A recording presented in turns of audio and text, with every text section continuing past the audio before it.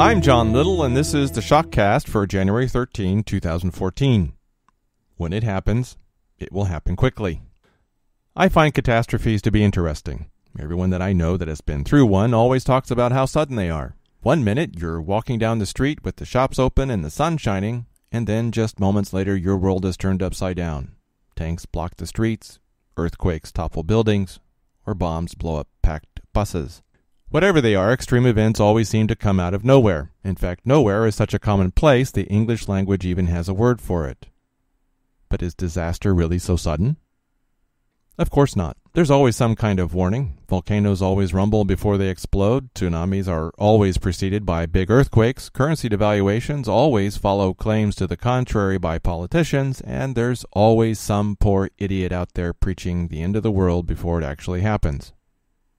So why do we always feel like these things are sudden? Well, human psychology is an amazing thing. We have this fantastic ability to believe that nothing is wrong, that everything is okay, when it isn't. We sing louder to drown out the cries of Jews being carried off to the gas chambers. We ignore the discrepancies in the testimony at the Senate hearings when presidents are assassinated. We overlook a congressman's support for abortion because he gives us something that we want, and we pressure our own daughters to have one because her baby would disrupt our carefully organized lives. And we look past the unfamiliar and latch on to the familiar. Have you ever noticed how long it takes people to notice your new haircut? Those of you in foreign countries understand this principle. If a native English speaker sees a sign in both Chinese and English, he or she will always see the English first, no matter how much they understand Chinese. Our minds always hold the familiar tight and avoid the unfamiliar, even if the unfamiliar holds greater benefit to us. This is even more true when the implications are horrifying. Several years ago, while I was getting ready to write an article on the Arab-Israeli conflict, a packed bus blew up just down the street from my Jerusalem apartment. This wasn't the first time that a bus had blown up nearby, but it was the first time that I stopped what I was doing and went down to take photographs. Years later, as I was showing someone the pictures, I realized that there had been dead bodies lying in the bus, and I hadn't seen them. My mind had edited them out, while the camera hadn't been so lucky. Is your mind editing out the bad news around you? Are you looking past the ugliness to latch on to the familiar? Are the warning signs of impending disaster being drowned out because you and everyone around you has decided to sing louder? Paul spoke of the time that we live in right now, and he said this in 1 Thessalonians.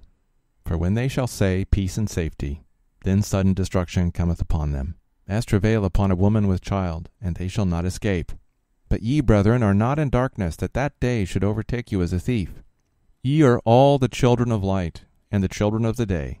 We are not of the night, nor of darkness. Therefore let us not sleep as do others, but let us watch and be sober. For they that sleep, sleep in the night, and they that be drunken, are drunken in the night. 1 Thessalonians 5, 3-7. The point is that disaster is coming.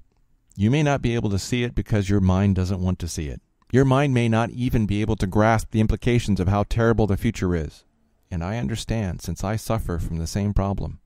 And you may not be able to see it because this disaster is being really quiet as it creeps up on us. You may even be unable to see this catastrophe because you are holding on to a theory that tells you that nothing bad can happen to you.